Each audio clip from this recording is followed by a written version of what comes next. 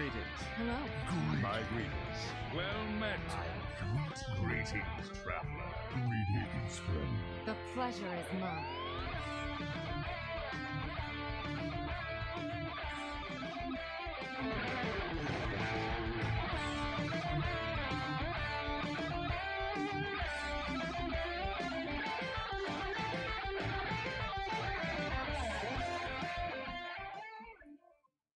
Hello and welcome to episode 278 of Concede, a Hearthstone podcast dedicated to making the competitive side of the game more accessible to you. It is Thursday, February 11th in the evening.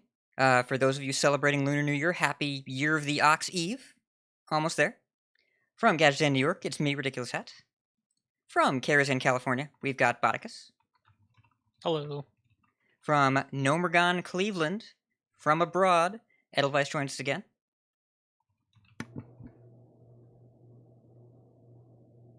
Edelweiss, you say? What? Hello? Hi. Why? You seem to always not hear me the first time I say something after. I don't know. Hi. How you doing? Doing all right, yeah. And special guest from, boy, we didn't plan this. Bemmie, where do you want to be from in Louisiana? I'll be from the swamps of Rosticon. And from the swamps of Rosticon, we've got special guest Bemmie. Bemmie, how are you doing? Thank you so much for joining us. I am wonderful, and even more so that I'm back here with these beautiful people. How are you? We're doing okay. We've got a lot to talk about this week. Before we get there, we want to make sure we thank the patrons and the listeners. Listeners, we are supported directly by you. Thank you so much for your support. If you'd like to find out how you can support us, receive rewards in return, head to patreon.com/coinconcede. And also support us by leaving an iTunes review totally free. Really helps other people find the show. And we read those iTunes reviews out on the bonus episode, which we recorded already for this week. Raw audio listeners, you won't hear it yet. Well, you've heard the raw already. But it's not published at the time of this recording, but it will be published tomorrow. Thank you so much to everyone that leaves those reviews. And to our newest patrons, Jeff C., and our newest producer. We have another producer somehow who signed up last week during the show. Crazy. David P., thank you so much for supporting the show. All right. And, hi, Celestalon. How you doing, buddy? How you doing? The swamps of Rosticon. Wait, is Nomergon a person? I thought Nomergon was a place. Anyways, Celestalon's going to give us a lore explanation here in the chat. Sorry. I don't know what I messed up, but I'm sure I messed something up. If you live in his swamp, oh boy. Yikes. So, Celestalon, how's your life and ladder lately? While he types that up, hey, Bodicus, tell us about your life and ladder. Tell us what's going on for you. Not a whole lot. Playing here and there. Got a nice win with George a little earlier today on the back of dragons that get bigger when you pop divine shields. It's a pretty good combo, in case you're wondering. Yeah,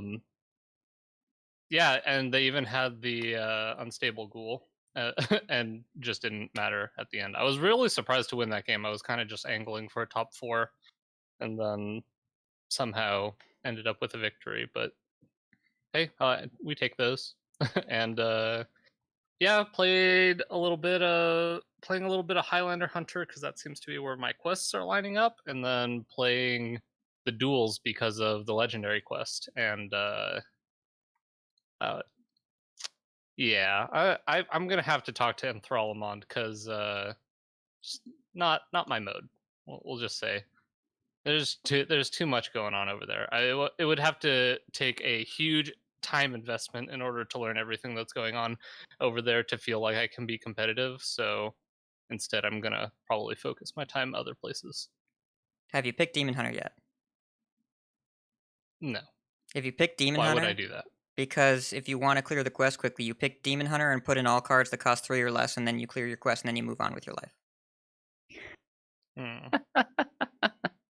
Yeah, it's fast, and you twin slice them until they go away. And if you get double time, then it's more like quad slice. And it's just a lot of slices. Yeah, I feel like we had a similar discussion on the BG episode just 2 days ago about the whole 4 hero choices thing, although I was on the opposite side of the argument, and yeah, only having 4 options for arenas is a thing, I guess. For duels, whatever. Yeah, they're not the same.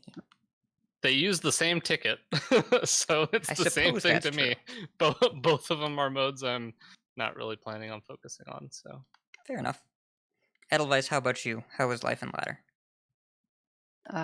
Well, it's been very busy. In terms of life. In terms of ladder, there's this cool mage list that's been going around.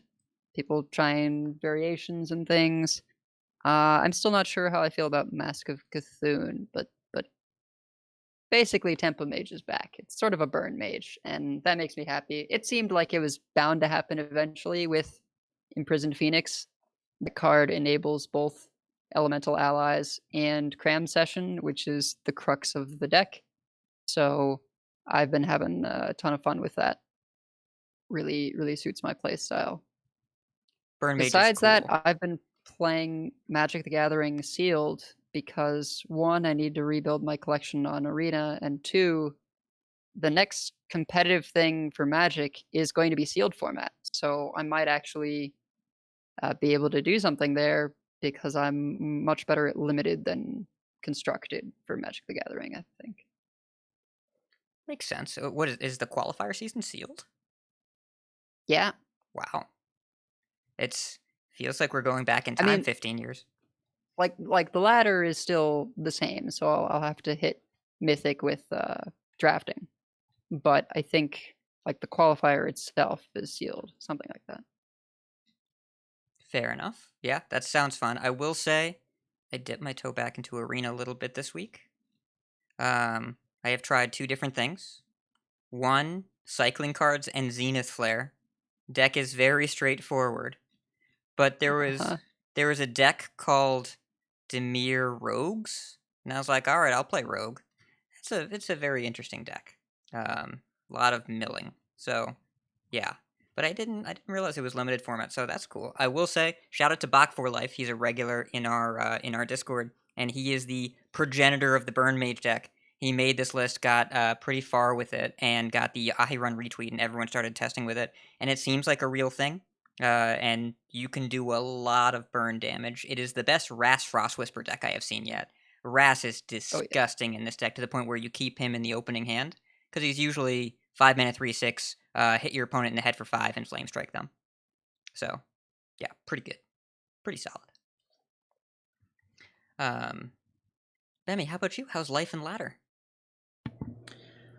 Life is fine. A lot of my Hearthstone time goes into prepping events now, as that is a big turning point in my life, doing contractual stuff with DreamHack. But when I do have the time to play ladder, I right now jam really fast decks. So Token Druid's just been a big thing for me, and also with all the new announcements, I'm not as motivated to try other decks or try to keep building the collection. I'm in that weird point where like I have a lot of the cards, but not a lot of the key cards for a lot of the meta decks and whatnot. So I just play a lot of cheap things and jam ladder when I just want to vibe out. But I've also the one weird thing I've been doing is I've been working on a deck that I have been working on since Skullomance, which is Quest Warrior. And just trying to figure that out because I still like Broom.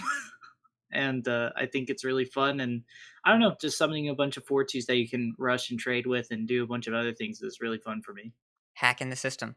Yeah, it's get your quests in while you can because we've only got a matter of weeks before they go away. We'll talk about that. And yes, I think maybe the accessibility of building decks might get better in the very near future. We'll see. I do believe so. Yes. Yeah. As for me, it's a busy gaming week. So I hit Legend with Soul Demon Hunter the day after we recorded the show last week. And you know, Soul Demon Hunter still good. Play Militia if you're not playing Militia. I've seen people try and cut that card. Don't cut that card. That's 18 rush damage. Just like if you like Tip the Scales, it's Tip the Scales, but it's green and purple. So just put it in your deck. I have been playing and enjoying a priest deck. But not the priest deck you think. It's Corrupt Priest. Xerios' Corrupt Priest, including slamming Zanesh on 5. And I had a very goofy game yesterday against Zotan, where I Murazonded his Potion of Illusion. And that game got pretty goofy pretty fast, yeah. No. Yeah. he found a Frost Nova, and then I had a 1-mana Murazan for the Frost Nova, except it was a 1-mana 1/7 because I had High Priest Amit. It's priest things. Priest things happen. But also, you just get to play, like, Circus Medic, Fairground Fool in the same turn, and they're all corrupted. And it's good and mid-rangey, and, like, yeah, it has Galakron, yeah, it generates stuff every so often, but it also just makes big minions, so I've been enjoying that. Also, to the detriment of my personal life and sleep schedule, Slay the Spire came out on mobile. I think I talked about this last week. I have now cleared the secret final boss on all 4 characters multiple times, and also since then I found out that on the PC, I had not actually played it much since the 3rd character came out, so I had to unlock both the Defect and the Watcher, so I did that and then beat the final secret boss on multiple characters on that too. I've been slaying so many spires. So many spires. Tell them about your revelation hat. Perfected Strike? About... The Strike? Well, not just Strike, just Ironclad in general. Oh yeah, I like red. So when I was Red playing... is so good. When I was playing the game at first, I was like, Ironclad's my least favorite class, I don't really get it. And then I got some really goofy decks. I got like Brutality Rupture, and I had crazy strength with an upgraded Limit Break, and it kept like doubling strength and doubling strength and doubling strength. And then I had the Barricade deck, which, Barricade, Body Slam, Infinite Block, whatever. And then yesterday I got the Perfected Strike deck, where I just had only cards that had the word strike in them, and I had 6 perfected strikes that all did 50 damage. I think 48 specifically. So it was the dumbest final boss fight ever. I just kept playing cards that said Perfected Strike until the boss died. And I didn't think that would work, and then it worked. So, whatever. I don't know. Slay the Spire's a fun game. It's so good. Ironclad is the best. Yes. Ironclad is the class, I told Hat this. Ironclad is the class that you have to play 30 games that suck, and then it starts to become the best class. Because the first 30 games, it's like, how do I play this? And then you just figure it out, and it's like, oh, this class is so sweet. I made a really broken sealed deck for Ironclad, because with custom game modes, you can choose Inception, so you're guaranteed unceasing top, and I just made an OTK deck, and OTK'd everything. I have never played custom game mode in Slay the Spire, but I might have to try that. Starting with unceasing top lets you build in a completely different way. For Final Hidden Boss, the deck was just the buff your strength this turn, clash, rage, so whenever you play an attack, you gain armor. And I'm not sure I had too many other cards. Basically, every turn I played my entire deck, and with the relic Rage, that every clash, time you and just shuffle, keep you going. gain armor. Yeah. It's just, you get so much armor and just clash repeatedly that I just did the max damage to it every single turn. That sounds And I had a good. potion to exhaust all the status effects after it shuffles in. Yeah, what I'm planning on trying, I might just do that and then just get 1 claw in defect and just remove every other card from the deck. Nothing I can did that stop too. the claw. All right. I did that as well. But this is not a Slay the Spire podcast, despite all of us being hooked on Slay the Spire. This is a Hearthstone podcast, and there is so much Hearthstone news to talk about. We should jump right into the news, because the news is 2.5 pages, and there's a 3rd page of tournaments that's also secretly news. Just as a warning, this is going to be a news-heavy show. Don't expect meta information. Don't expect qualifier stats. Don't expect explanations. There is so much to dig into the week before Blizzconline. Also, as a note, next week's show we'll have 2 episodes hitting the feed. On Friday night, we're going to record our immediate thoughts after BlizzConline, so there'll be no Thursday episode. We will stream that. And then on Saturday, I don't know if we're streaming it or not, but we're doing a team-up with Hearth Casual. And so we're going to meet up with Ro and Multizord and with Kitten. And we're going to have a big old roundtable with the Warcraft radio crew. And that'll be Saturday night. So lots of instant reactions to whatever they're announcing. But this week is just the appetizer, even though it's 2 full pages of news, and perhaps one of the biggest changes to Hearthstone that they've ever made. So, Doge. Thank you. Doge. Hype train is beginning. Doge TK, the champion. Thank you, Doge. Let's go straight to the news. Gadgets and Gazette always gets the scoop.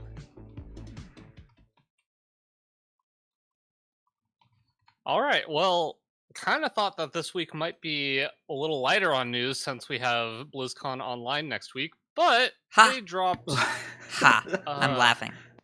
Yeah. So the core set. You might be asking, what is the core set? So the core set is going to essentially turn into what an amalgamation of classic, basic, and a bunch of other cards. And classic and basic is essentially getting, I don't know whether you want to call it Hall of Famed or rotated to wild or what you want to call it, but it's gone. And yeah, the core set's going to be free for everyone, literally everyone. And it's going to be a curated set of 235 cards. There's not going to be any dust refunds for the cards rotating. And I mean, nothing's being nerfed. It's just literally rotating out. So there's going to be some returning cards that are going to be rebalanced. Basically, there's going to be 88 cards returning from Classic, 54 class cards, 34 neutrals, 54 cards returning from Basic, 41 class cards, 13 neutrals, 55 cards from Wild, 36 class cards, 19 neutrals, 4 cards from Ashes of Outland, obviously all Demon Hunter cards, 4 cards from the Initiate set, 1 card coming back from Hall of Fame. Everybody can rejoice because Shadow Form is back. And 29 new cards with 20 class cards and 9 neutral cards. You will earn... Let's pause here.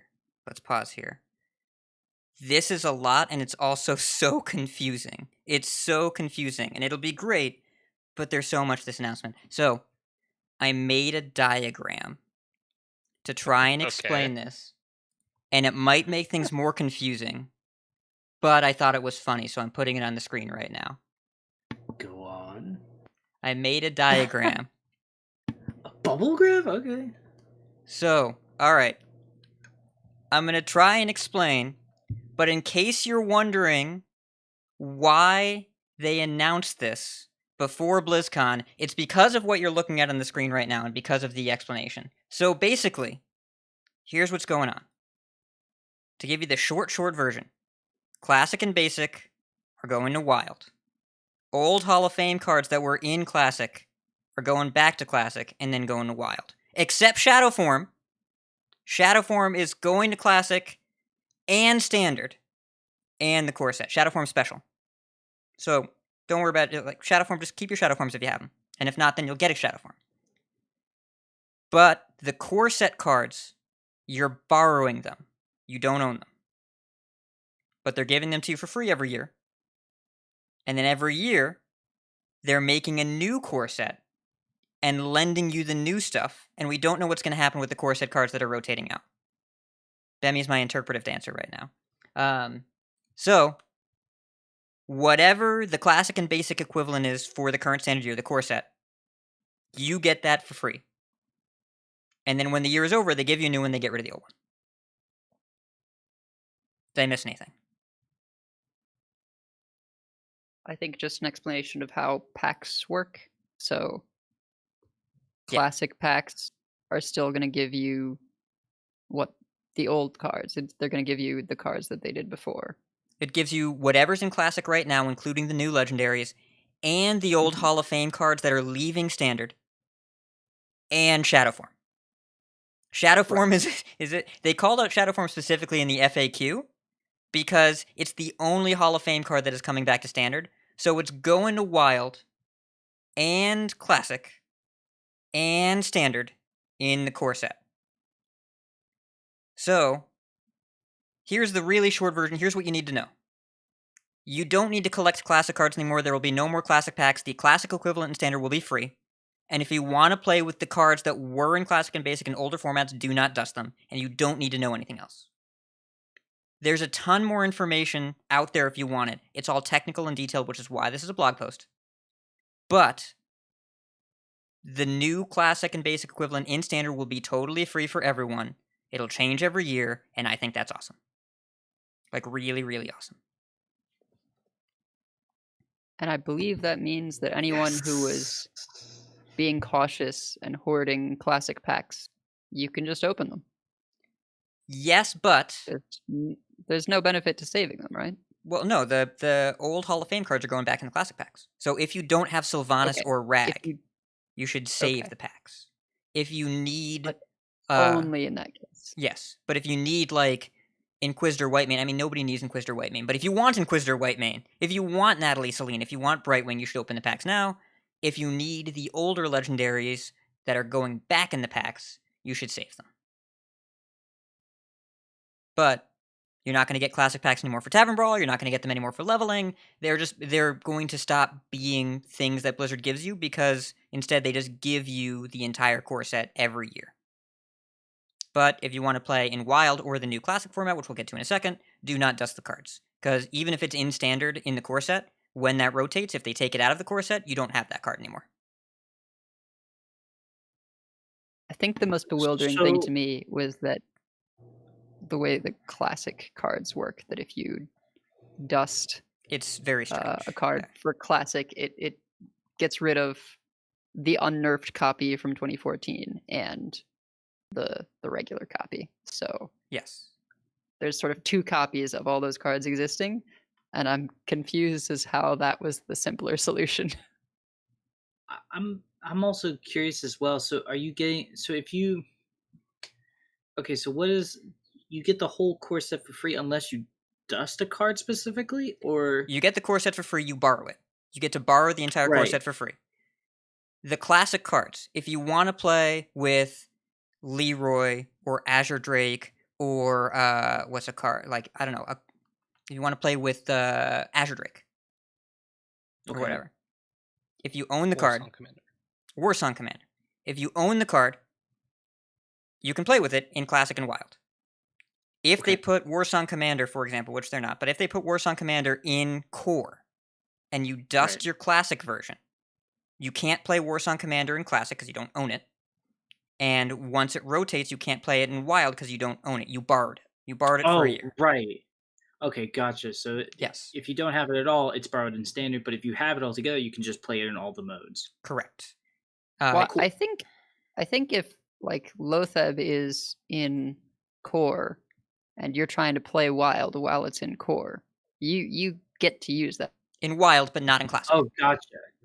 Well, it wouldn't be in Right, Classic anyways because it's a Nax card. But That makes sense. I think the classic game mode, the name of it is throwing me off just because it's new, and also like classic was usually something with standard a lot of the time, so it was something that I'm very familiar with because I don't play a lot of Wild, so that's why it's confusing for me. But I suppose if your middle letter in your name is an A, you'll be fine, or something like that. Gotcha. yeah, it's You also have to note that you do not get the entirety of the core set unless all of your heroes are level 60. Oh, Which yes. I'm sure most of us on the cast, we already have all of our heroes at 60, except for me, who's definitely doesn't have one of them at level 60. But not even halfway. So yeah. unfortunately I might have to start playing some Demon Hunter pretty soon. But you do have to earn cards from core set by leveling your heroes. I'm going to correct you, Bauticus. You get the golds at level 60. You earn all the cards by being at level 10. Oh, I will Way actually easier. have Demon Hunter cards, I Yes. guess. Level That's 10 you actually get really quick. fast. You could do that in like probably a day or two. Very, very quickly. Extremely quickly. It's super accessible. Yeah. The golds are at 60. Like I'm at 60 on all 10 classes, but yeah, it's Oh, sweet. That means I don't have to play more Demon Hunter. Yes. That's a cute incentive. yeah. I mean, and just play all the classes. It's like it was before, except instead of getting golden Bluegill Warriors or whatever, you get like the entire core set in standard. You get cards that you can use to make a deck. And Iksar was talking about this in the AMA yesterday, that the previous new player experience was so outdated, and now if you get to level 10 in Shaman, was the example he used, you have Rockbiter, Doomhammer, Alakir. You just have those cards. That's a deck. You can make a deck out of those cards. Whereas before, you had a bunch of commons, and you can't really build a deck out of a bunch of commons. That for years, you could build a Hunter deck, but High Main's not good enough anymore, so now you can't. Do we know the frequency of the rotations yet, Once a year. or no? It's every year. Oh, okay, gotcha. Yeah, so it should be about the same as when standard rotates. I imagine core set will rotate, which means every March April period will be insane. Because not only do you change the sets that are in standard, but you change the core of standard. So it's going to be pretty dramatic. Oh man, I wanted something like this so bad for the longest of times. So many people. This has been a very, very common request, we'll say, from loads and loads of content creators, from just people in the Hearthstone community have been asking for this for forever. Kibler is the classic whisperer. He wanted it so badly. He tweeted yesterday when he recorded his video on how good this was for the game. His fitness monitor counted it as a workout because his heart rate was so up. Like, and he's right about it because he calls it the most impactful change to Hearthstone's accessibility ever. Giving Oh, yeah. away the entire core set is No kidding. enormous. It's enormous. It's such a big deal. And I wish they had led with this as part of the econ revamp because this would have solved a lot of problems. It's so generous. Better late than never, I suppose. Yeah. Yeah, But- when I was like asked how would you know, do the core set, it didn't even occur to me that it would be on the table to just give it away for free. So that's kind of, I don't know, beyond my wildest expectations. Really, really enthused about that. I just assumed there would be some kind of core pack or something, so that you would be able to get them that way. So this is really huge. Yeah. It's Yeah, I mean, the crazy thing is they announced this and BlizzCon is next week. Why? Why? look Why at the this screen. Look at the What's- screen. Oh, you mean the timing? Look at the diagram that I have up on the screen and tell me you'd want someone on stage trying to explain this. It's just too confusing. Like, mean- the experientially in the client, you just get a bunch of free cards and then you can play with them and it's cool. But trying to vocalize what's going on would be very difficult. And more importantly, I think that if you make an economic change at a convention, people might have an initial snap negative reaction even if it's not deserved. And I think it's better to skip over that. I think it's better to just get this out of the way ahead of time. And notice on the announcement, on the patch notes, the core set is free for all players in bold. It's so far up the article that if you open it on your phone, you don't even have to scroll to see it. It's right there. You can't miss it. You can't miss how free this is. But the logistics are complex because it's a brand new system that involves changing out an old system. I think I'm glad that nobody is trying to explain this in a pre-recorded video on a stage because it's just too complex, even though experientially it'll be fine. And they've been working towards this for years. Remember when Chad came on here and he told us that Zephyrus was going to keep the same pool of cards? Doesn't that make a lot more sense now that that pool of cards is forever frozen? Makes a lot more sense now, right? You look at Classic and Basic now and it's moving to Legacy and like, it makes sense that just the current pool is going to look at that. It's a lot easier to say this is what Zephyrus is going to look at. And when you look at the automatic deck builder, the autocomplete deck builder that automatic grabs you a meta deck and changes cards that get rotated out, that was clearly a setup for this too. It's been years of laying logistical groundwork for making it so that no matter what, click, click, play. That if my deck gets a card that gets rotated out, I click it twice, click, click, play. So they've been working towards it, and the free part is huge. It's just so huge. You know, it's actually something just to kind of touch on the fact that the core set's going to be free now, is that there's a possibility that I don't think really has been an option before in competitive Hearthstone, which is sort of in the sense beginner tournaments, in the sense that you could possibly make decks with the core set a lot of the times, and well, I mean, with so many options with the cards that you could just say core set only or something along the lines of that. And it would with the fact that it's all free and everybody's going to be probably on the same level ground, it's I think could be a really great opportunity to really turn people on and go, like, we're playing on the same level field, and it doesn't feel like the words I hate so much, pay to win, and it would feel a lot more accessible. And I think that would be really cool to see with the core set coming out. Yeah, and think about the leveling and progression experience with the new progression as well. Think about just by playing with the free cards, think about how much you're going to earn. You're going to see more cards pop up. You're going to get more cosmetic cards pop up as a new player, and you're going to get all the fanfare from the initial leveling experience in the progression track. It's going to feel like the game is just throwing stuff at you. It seems like a really great change for people that are trying to get into it, and it will really break down a lot of walls to, all right, I'm new to the game. Now, what do I have to spend money on to be competitive? Just remember how often we tell people you should probably buy classic packs even though the cards are boring? We get to just skip over that. Now you just have the cards. Yeah. I know we're belaboring this point, but it seems important. But that's not all. Yeah. But we have, like, not only is this, like, not only are we getting basic and classic cards that are going to make up part of the core set, we're also getting a bunch of cards back from Wild. Oh, the possibilities. Yeah. All right. Number one card each of us wants to see come back from Wild and be part of the core set. Who's got one in their head? If not, I'll go first. You go first, Bob. Do it. Shaku. All right. I want all right. Shaku back as a rogue card that I can play whenever I want. I love that card. Card is so much fun. Either Shaku or was it not Sherazam? Zeril? You a Zeril person? The 3/2 that got you 1 mana cards? Yeah, Zeril. Yeah. Yeah, that's the OG Evil Miscreant, by the way. That's the prototype Evil Big Miscreant. fan of that card. Yes. That card's sweet. What about you, Bemmie? What do you think?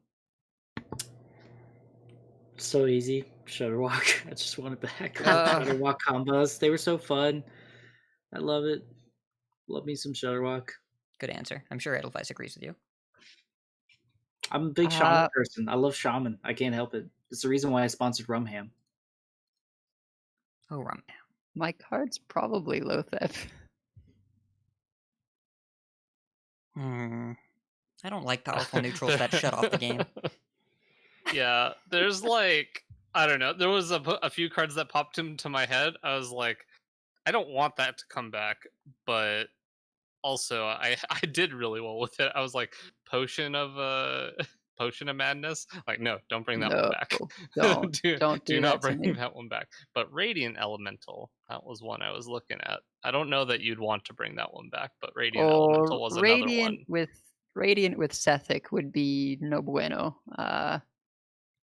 Or Edelweiss is smart. Listen to Edelweiss. Most bueno. Remember when we did Radiant and Lyra, and that was 7 mana to get going? Yeah, I do. I remember it quite well. Remember how they printed the card Renew? The card Renew exists. I do not want Radiant Elemental, Sethic, and Renew around at the same time. That's a hard pass. I have 2 cards that are both top of mind. We've talked about one of them before, Keeper of Uldaman, which I'd love to be for Paladin, because Paladin needs some help. I hope they actually get rid of Paladin Secrets and move Secrets to Rogue, but Keeper of Uldaman is very Paladin-y. It's all about, like, size, setting, and it's good offensively, it's good defensively, it's flexible. That's the 4-mana 3/4 that sets a minion to a 3/3, either yours or theirs.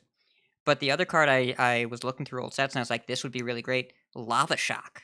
I want Lava Shock back. Ooh, that would be nice. 2 mana Shaman spell, deal 2, unlock your overloaded mana crystals.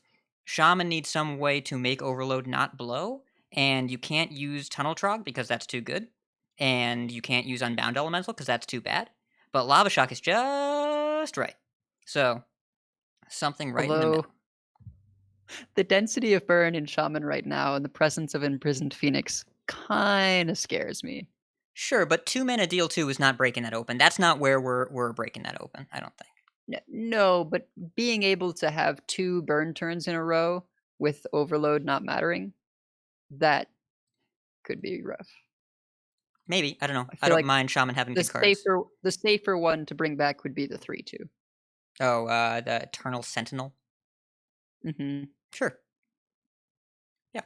It's something to if they're not getting rid of Overload. If they're not overhauling Overload, then yeah, we should do something that unlocks mana crystals, because I look for it in every set, really.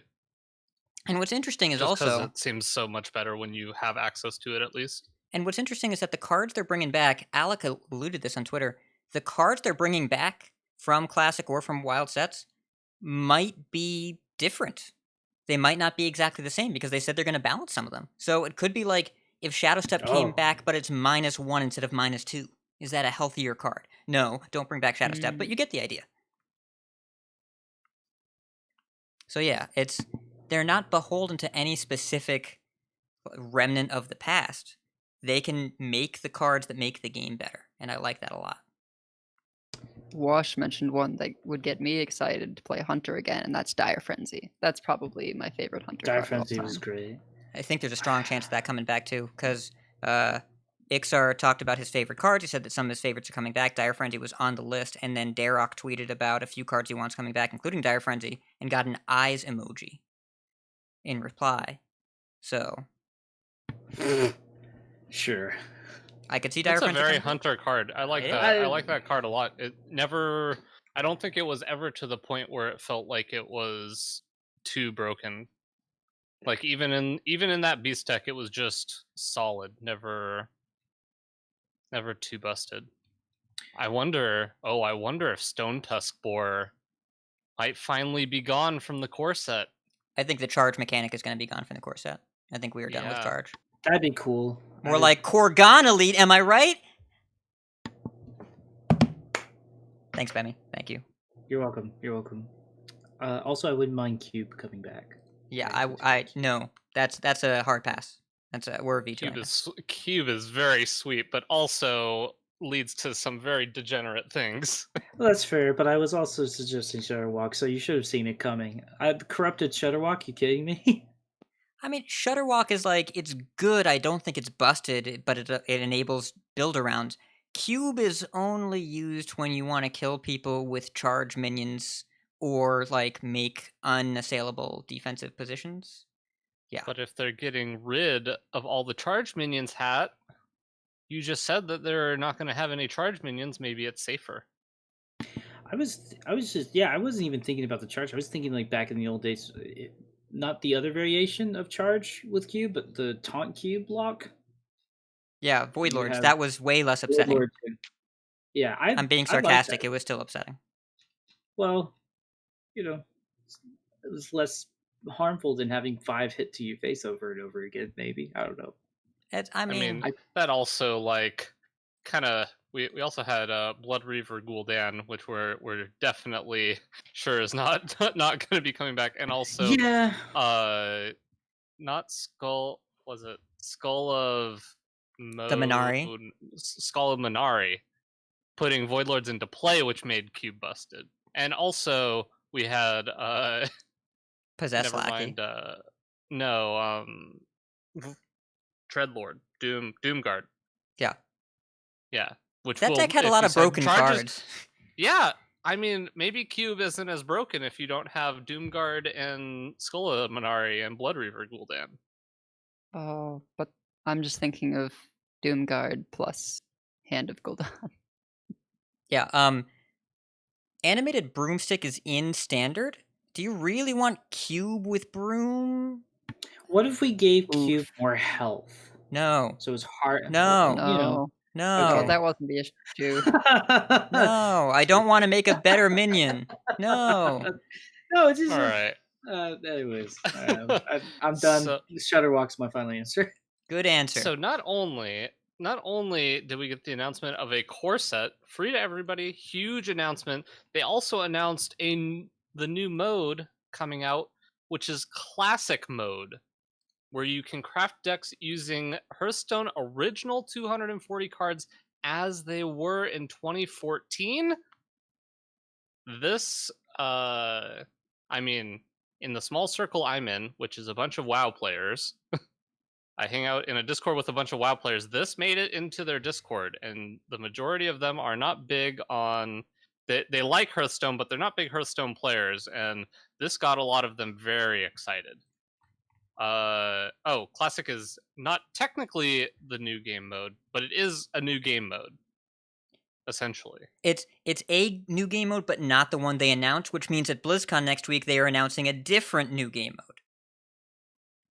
But this is just a new game mode that's not that game mode. That also has its own ladder? Like full ladder? When did they sleep I feel over like there? you're pretty happy about this one. Okay, so I actually want to float this out there to the squad here. I want to float this out there to the squad because I know how I feel about this. There has been a ton of discussion about Classic Mode. First of all, nobody expected this. More stuff, cool, I'm all about it. Second of all, there is a lot of debate about the shelf life here. There is a lot of debate around like the expected engagement, and there's a lot of question about like why they did this. Also, I have already seen some people wondering how they're going to balance it, which I find very amusing. But for the people that are going to play Classic, the point of this is that they don't do that. That they don't balance it. Because if you want to see what happens when they balance Classic, it's called rotating it out of Standard. But before that, it's called all the nerfs they did over the last 7 years. 7. That's a long time. So, Leroy's 4 mana. If that seems broken, it is. They nerfed it, but in this mode it's 4 mana. And if you don't like losing to Leroy at 4 mana, do not play Classic, because that's how it's going to be. And, yeah. There's going to be some interesting things, though. Like, we'll have unnerfed Blade Flurry as well, but we won't have Tinker's Sharp Sword Oil, right?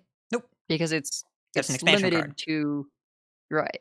No expansion cards. So there's certain things that got nerfed sort of at a later point because of certain synergies. So I think, unfortunately, Blade Flurry won't really get to relive its former glory because the only weapon buff you have is Deadly Poison. I think 0 mana deal 3 to you and your board will still be fine. I mean, yeah, that's still pretty good. Yeah. But we'll get to see what the Classic decks look like now that we have modern data, and now that we don't think that Miracle Rogue should run Earthen Ring Farseer, and now that we think that Combo Druid should run 2 Forces and 2 Roars, and so on and so forth. So I'm really excited to play this mode and binge it the day it comes out until I lose to an Ice Block and close the client, just as Broad intended. Freeze Mage! Yeah, by the way, Freeze Mage sucks without Thaurissan, so just prepare yourself emotionally for how mediocre it's going to be. It'll be fine. I But love yeah. it. Wait, but Ice Lance is still in there, right? Ice Lance is Yep. still a card. Yeah, Yep. but Yeah. but And also Auctioneer costs 5 mana. and also which Face is Hunter exists. Probably the thing I'm most happy about. Yeah, Face Hunter does exist. And Face Hunter is really good. Eagle Horn Bow triggers on both player secrets. And Zoo's probably good too, right? Soulfire is 0 mana. Soulfire is Yeah. 0 mana. None. No mana. 0 mana, you take 4. None. So, floating this out there. What do you all think? Bemmie, give me opinions. I want opinions. Excuse me.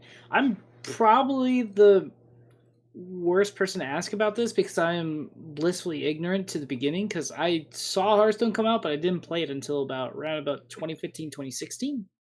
So are you So- interested in exploring this history? Like, is it something that you want to do, something you want to, like, dip into, or something that you intend to just watch other people do? I'm certainly more interested in duels, with all due respect. I don't know the longevity of how much I would play it, but it would give me an appreciation of how far Hearthstone has come in the past, and I think also in retrospect, there is that other idea that comes to my mind of like, it's a really nice beginner tool of just play this and see where it comes from, and just sort of also gives players that have come midway a perspective of how things are changed, so that way it's I don't know, it's kind of like an easier follow. You kind of compare contrast cards, so it helps me understand like what the mentality and the mindset is of nerfing and changing and buffing and all this other stuff as well. So I guess as a person who didn't come in the beginning of Hearthstone's lifespan, I'm certainly interested from the perspective of appreciating the history of Hearthstone. But as far as an actual play mode that I would play a lot, I'm not entirely too sure, and that's kind of my 2 cents on that. Makes sense. Botticus, how much this you gonna play? That's questionable. We'll see. I mean, definitely gonna fire it up. Excited to fire it up. I think it's great that they're adding it. I'm not as excited as like when I played my first game of Battlegrounds. Um, and I don't expect to play this as much as I play Battlegrounds, but having the option to play something like this is really cool. And remembering what it's like to play Auctioneer, Coin, Conceal is going to be really nice. I'm not going to lie. I'm really looking forward to doing that. And also playing Leroy and shadow stepping it twice the following turn and killing my opponent. I don't know. It's I didn't get to play a lot of these decks when I was educated in how to play Hearthstone well, and so it'll be interesting to see how well it goes for me now, especially considering I think everybody else playing is also significantly more educated in Hearthstone, and the people I'll play against will probably be very skilled. So, yeah, there's just a lot of cool cards. I just think this is an awesome idea. It seems like it's mostly free for them to do, so why not? And it's not like it's not like they're going to. I mean, they're going to get a lot of complaints about people that want balanced stuff, but this is literally something you make, and then they're like, And then yeah, you it's leave it, like, and then you're done. yeah, you leave it, and it's like, hey, this is here. You can, if it's enjoyable, you play it. If it's not, it's there for a day where you want to try something else. I mean, I think one of the comments, I thought I saw a pretty interesting comment in the WoW Discord about how this was when Hearthstone was significantly less random and much better, and I was like, ever played against this card called Knife Juggler? Remember this Knife Juggler card? And like, yeah, there was less card generation and all this kind of stuff, but I think it's funny to hear people's ideas of what this mode used to be. It'll be interesting to see how well it actually lines up with how it gets released. So definitely gonna play it. Not thinking that I'm gonna become like a high tier legend classic player, but definitely gonna try it out. Lots of decks I want to go back to. Yeah. It's what do you think, Edelweiss? What do you think? I will definitely try and hit Legend and Classic. Classic is going to be amazing. As you mentioned, like I was not very good when I first started playing Hearthstone. I pretty much only played Arena as I tried to build a collection. I didn't quite get serious until much later. I think I hit Legend for the first time with Mech Mage, Goblins vs. Gnomes, and then not again for a while. So being able to go back and try out decks I didn't understand, like Miracle Rogue, will be super, super fun. Going with the Gadgets and Conceal stuff, maybe try the Malagos version, because you can prep Fan again, as well as, just usual prep Abyss, Sinister Strike kind of stuff. So, yeah, it'll be super exciting. Yeah, it's the way I'm looking at this. I am glad that a really cool Tavern Brawl will always be available. It is a really cool Tavern Brawl. I can play it whenever I want. And having enough modes where I think it's pretty unlikely for a person to hold high MMR in multiple formats. And at this point, I'm ready to jettison one of the constructed formats and just be like, this is my couch iPad mode that I play whenever I don't want to pay a lot of attention. And Classic feels very nostalgic whenever the Champions Tavern Brawl came out. And I could play with Old Oil Rogue or whatever 5-mana gadget. I would always jam that for the entire week and then be done with it. And this is awesome. I agree with you, Bodicus. This is no technical overhead for them. They copy their existing ladder, and then they hard code 240 cards, half of which are already in the system, and then they leave it, and it's done. And maybe in the future, there will be, a Nax format. Maybe in the future, there will be a GVG. They can do time walking like they do in WoW, and every month they can have a different era if they get around to programming all those cards. But in the meantime, this is fire and forget for them. They just make it and they drop it. And this is basically going to be a Tavern Brawl for me. I'm very excited about it. And this format, I am excited for it to remind me of how much better Hearthstone has gotten. Because I know people talk about RNG and all that. Yeah, get used to the idea of once you fall behind on board, the game is over. There's a lot more charge than you remember there being. There are a lot more game states that you have no ability to change if you were in. Right now, the combination of randomness and rush and so on and so forth, the way they design cards now, you can actually flip board states. But in old Hearthstone, when you fell behind and they played the high main, you were dead. That was it. And if there's no random generation, then the most random thing is your top decks. And then you get innervated by a druid, and then you lose. So don't think for a second that the game has gotten more random. I think it's more the randomness has become more visible. But designs back then, it was 7 years ago. They're better at making cards now. I enjoy the game more now. It's different. You'll get a snapshot of what it was. And I'm really excited for players that never got to experience these cards as they were to really get a feel for it, because it's a cool look into Hearthstone's history and you get the idea of what it was like back then. But Hearthstone's a better game now. It's more fun now. And, you know. Yeah, I agree. I would look back at like the old VODs and archives of like Hearthstone tournament footage, like Hearthstone Esports when like Worlds was at Blizzcon, and it would. I already was more appreciative of what I had here. It almost feels like the game mode was made for the balance team to just say, "Shut up," in a way, in a polite and very fun way, and then also help other people feel reminiscent. But I do think, again, I do agree with what you're saying. It's just, again, it is just that putting in perspective, even for players who weren't even there for the beginning. It just helps so much to learn the mentality of how the Hearthstone balance designers are. Even if it's not the same team from the beginning, it still helps you learn. I think it's just honestly just going to help you learn so much about just like how CCG and the mentality of changing cards is.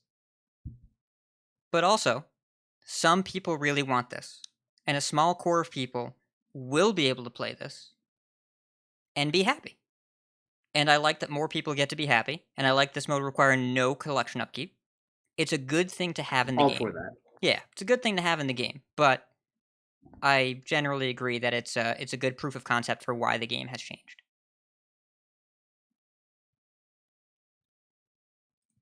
Yeah, so I think these are just two gigantic announcements. I can't wait to see what they actually announce at BlizzCon. I have a feeling we'll get a recap of these two things, but also probably a new set, and who knows what else they're... I mean, you think they're going to announce the new game mode as well as the new set, as well as recap these two things? They have one 45-minute video. I don't know what they'll do. I have no clue. It's trying to predict what they'll do when they released on a random Tuesday. Oh yeah, we're rotating the classic set, making a new one, giving it to you for free, and also making a throwback mode permanently. Who knows what they're gonna do? I don't know. No idea. Yeah. I think they're going to pull like a Fortnite Season 10 where it's just like Hearthstone becomes a black hole. Maybe. And then it just becomes a whole new game. I hope there's no black hole, but I mean, if they make Hearthstone Client 2, then sure, I don't think that's going to happen. But Hearthstone 2? Core set is basically Hearthstone 2, right? Like, that's basically what it is. It kind of is, you're right. Hopefully with that comes a better spectator mode, but that's just me wishful thinking. The client, I do not think is getting refreshed in the midst of all this stuff. If they are adding classic mode as a throw-in game mode, I do not think the client has time to breathe. I just want Broodmother to show me the actual card instead of the card back. That's all I'm asking for. Yeah. Just don't hero power. Give me Broodmother's card back. I just want the card to show. Yeah. Producer problems. So we also got a pretty interesting graphic. I thought there was a lot of cool information on here. This is the Year of the Phoenix review. So over the course of the Year of the Phoenix, we had 23.5 million active players. a total of 669 million hours of BGs were played by players. Almost 500 million Demon Hunter matches were played. This was obviously the year that Demon Hunter came into effect. The most popular duels hero was actually Mozaki, which was pretty interesting to me. Almost 300 million, I think it was 290 something arena matches were played, which really surprised me because only 271 million Tavern Brawl games were played. I thought that was pretty interesting. And then also 3.2 million views on community events. I think we should probably touch on that. And then 12 major patches and 13 balance updates. It's a lot of very big numbers here. Was anybody else surprised that more matches of Arena were played than Tavern Brawls? No, an arena run is up to 15 games. Tavern Brawl is 1. I mean, yeah, but there are some people that just play Tavern Brawl. That's the game mode they play. There's some people that do that with arena, but arena, you are committing to more games with the same deck, and you're committing to playing more frequently, I think. I was expecting there to be more people that played Tavern Brawl, but Sometimes the modes are just bad. Yeah. Or I I guess arena's always the same. Yeah. The core arena player base has got to be more dedicated, and they're just putting in like an order of magnitude more games than a lot of people that are one and done with the Tavern Brawl or just don't bother. I do think that moving the prize to a standard legal pack will increase the likelihood that people play Tavern Brawls, but some of them, like, how many times have you logged into the Tavern Brawl screen and seen that it's a co-op and said, I don't need a pack that badly? Because there have been a few times. Yeah.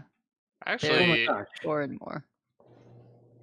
I actually don't mind the co-ops as much as you click it and you have to build a deck and then I exit. Oh, that one I never touch. Interesting. I'm the opposite. Unless it's if I like have to build a one or deck, two I'm cards. interested. Oh yes, It's like Edelweiss 3 likes cards, so deck it's brewing. easy. That is surprising and out of character, and I did not know that this was going to go this way. Interestingly enough, by the way, in the Iksar AMA yesterday, one of the things that he said is that he's learned over the years that he does not believe that deck building needs to be a core part of the Hearthstone experience, that it's nice to have and that it should be an option, but that modes without deck building should be more of a priority for them, just because click and play makes sense.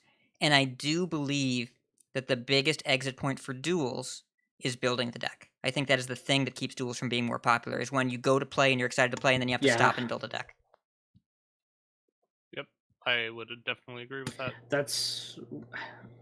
And I was excited for duels when it came out, or like the idea came out originally, because in Kobolds and Catacombs, you don't build a deck. You just kind of get some stuff to start with and you just grow from there. I would much prefer that as a PvP format than just like starting to build a deck. Even if it's just 16 cards you start with, it's still, synergy and recipes and stuff that you have to like look into and whatnot. And it's just from a casual perspective, or somebody who just completely focuses on standard, it's just I just want like to zone out. That might be also a reason why Arena has somewhat suffered in popularity over the years, because you go to play an Arena game and you have to sit there for 5-10 minutes or whatever, just looking over the cards, agonizing over which one's going to be better for your deck. I would say that Arena has a wide selection of reasons why its popularity has suffered. That's fair. And really, deck building in Arena is different. Flipping through the pages of your collection takes forever. Choosing one of 3 cards, at least the options are right in front of you. At least you just pick one of these 3 things that pop up. It's just 30 discovers. Flipping through the pages for a duels deck and figuring out what it's going to be, that takes a lot longer. Yeah. So I just want to also kind of talk about the community events thing, because that's my field, but like I'm most interested in, like 3.27 million. Where are those numbers from? Like, are they also accounting for the Play Hearthstone Korea invitationals that they've been doing as well? Like, I mean, It's interesting to me because this is the first year we've gotten something, an infographic like this. I wonder what those numbers were before the migration to YouTube. Because Probably if I had to guess, this is like vastly lower, like Yeah. like a significantly amount lower. it almost feels like a self-defense thing that they're trying to like claim these numbers. Like, look, we still get millions of views even though we moved to YouTube. Haha.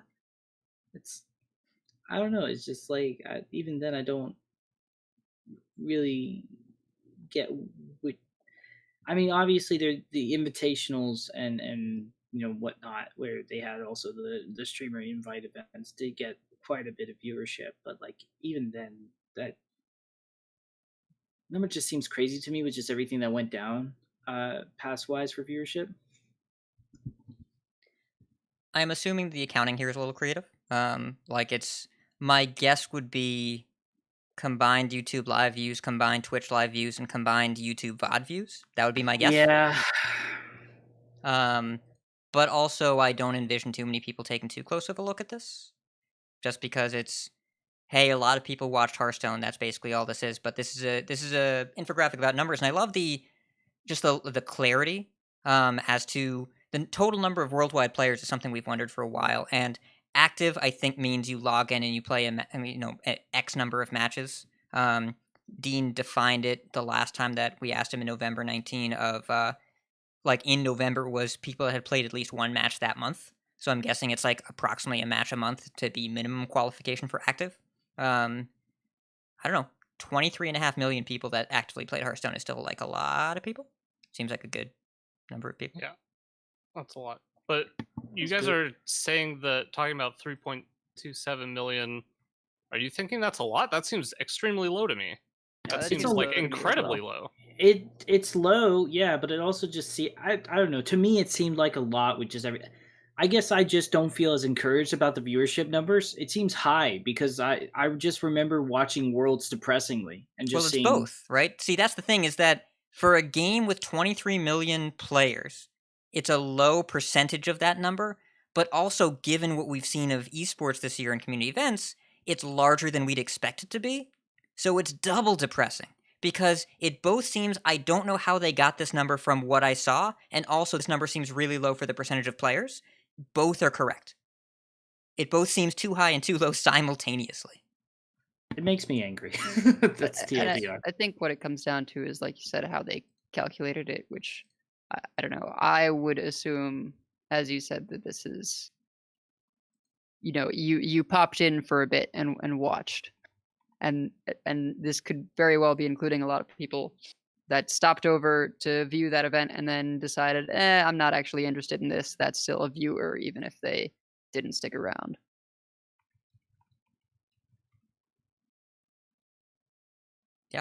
Yeah, I don't know. I thought it was an interesting talking point. I almost wonder why they put it on there, just because it seems like a interesting stat to have put on here. And you said they never brought it up before. Well, they haven't Well, no, released we any just of these haven't numbers had before. Yeah, we haven't seen an infographic like this before. Oh, okay. Well, I can only imagine bringing this up just to I don't know, maybe in their minds alleviate the fear of like the viewership was even lower, like they didn't even expect to reach the millions. But even then, yeah, like you said, the ratio is just unacceptable. Yeah. But Unacceptable Unless is it's my like words. I'm not trying to put words in your mouth. unique different viewers, that number seems higher. But I wonder if if they're double dipping on people that regularly consume the content. I don't know. And then the 12 major patches, 13 balance updates. I assume that's separate, right?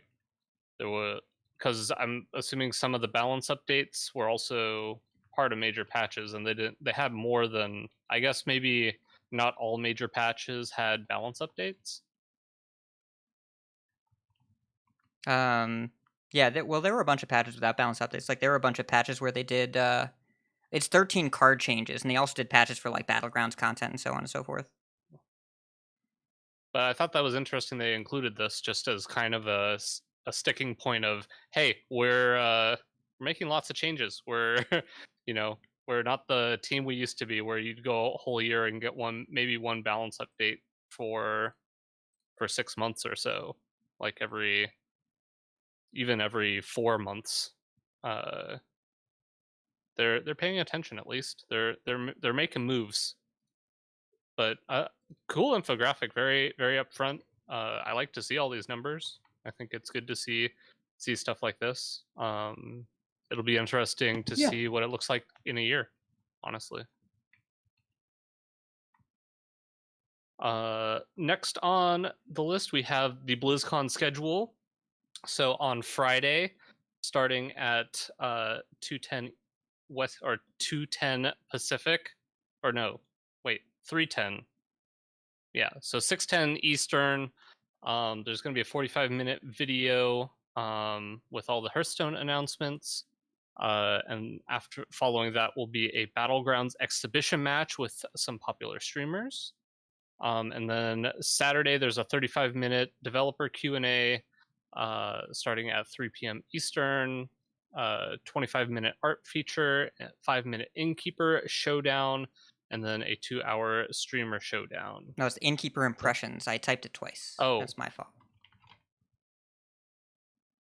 Yeah, it's the Innkeeper listens to people doing Innkeeper impressions. Oh, okay. But then also it's the streamer showdown, right?